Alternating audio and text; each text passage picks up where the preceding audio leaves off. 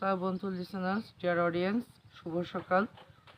শীত যায় যায় ভাব, ফাল্গুনের এই প্রথম প্রভাতে আমরা এসে পড়েছি ফকিরহাটের মূলঘর উপজেলার গুড়গুড়িয়া এই স্থানে।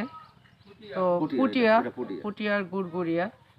তো এখানে আমাদের সাথে আজকে একজন আলোকিত মানুষ আছে। আমরা যে আলোকিত ফকিরহাটের যে আলোকিত মুখগুলো খুঁজি, উনি আসলে একজন আলোকিত মানুষ। এবং এখানে দেখেন এই যে বিশাল কর্মযজ্ঞ হচ্ছে, এখানে একটি নামযজ্ঞ অনুষ্ঠান হবে, যেটা সনাতন ধর্মাবলম্বীদের একটি প্রাচীন অনুষ্ঠান, এবং সেটির পুরো দায়িত্বে তিনি আছেন আমাদের সবার প্রিয় ফকিরহাটের সিরাজ ভাই। তো সিরাজ ভাইয়ের কাছে তার পরিচয়টি জানবো, এবং আসলে এই পেশায় তার আসার উদ্দেশ্য কী ছিল প্রথম থেকে। আজকে তো উনি একজন প্রতিষ্ঠিত মানুষ, কিন্তু আমরা ইংরেজিতে একটি প্রবাদ পড়েছি যে where there is a will there is a way, অর্থাৎ ইচ্ছা থাকলে উপায় হয়। তো উনি আসলে এই পেশাটায় কেন আসলেন? আসসালামু আলাইকুম সিরাজ ভাই, কেমন আছেন? ওয়ালাইকুম আসসালাম। ইনশাআল্লাহ আল্লাহ পাকের ইচ্ছায় আপনাদের দোয়ায় সবার দোয়া নিয়ে ভালো আছি। এই পেশাটায় আমি কখনো আসতে চাই নাই। পেশাটায় আসছি একটাই কারণ, যে আমি সাধারণ একটু ঈদের গেট করার জন্য আমি কটা মাল তৈরি করিলাম। তখন সেই মালগুলো দিয়ে আমি একটা ডেকোরেটর একটা মিস্ত্রি, আমার বিয়ে সম্পর্ক হয়, নাম বিস্তারিত বলতে চাচ্ছি না। তাকে বলার পরে সে আমাকে বলল যে ঠিক আছে, কাজটা আমি করে দেবো।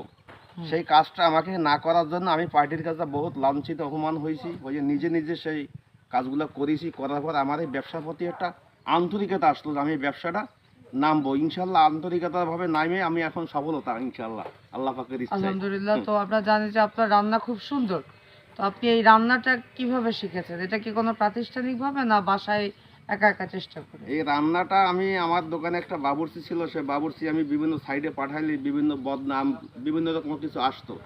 আসার পরে বাইরের দু একটা বাবুর্চি আমি খুলনা থেকে আনিছি। আনার পরে বাবুর্চিগুলো দেখার পরে আমি মোটামুটি নিজে কৌশলভাবে কিছু কাজ শিখেছি। আর আমার একটা ওস্তাদ আছে, তার নাম পালেরহাট মোস্তফা বাবুর্চি, উনি ঢাকা পুরানো ঢাকায় বাবুর্চির কাজ করেছে।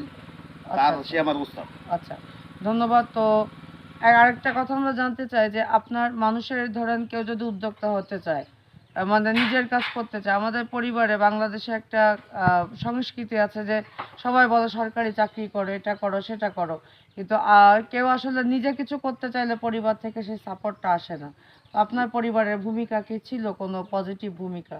না, আমার ভূমিকাটাই ছিল যে আমি এই ব্যবসাটা করব, তার পাশাপাশি আমি অন্য ব্যবসা করেছি। সেই ব্যবসা করে পরবর্তীতে আমার একটা আন্তরিকতা আসলো যে আমি ডেকোরেটর ব্যবসাটা আমি একটু জোরদারভাবে করব। তো জোরদারভাবে করে আমি অনেক কষ্ট করেছি জগতে, কষ্ট করে আমি এখন আল্লাহ পাকের কাছে স্বাবলম্বন। আচ্ছা, তো অনেক ধন্যবাদ। আমরা আসলে সিরাজ ভাইয়ের আজকে কাজের জায়গায় এসেছি,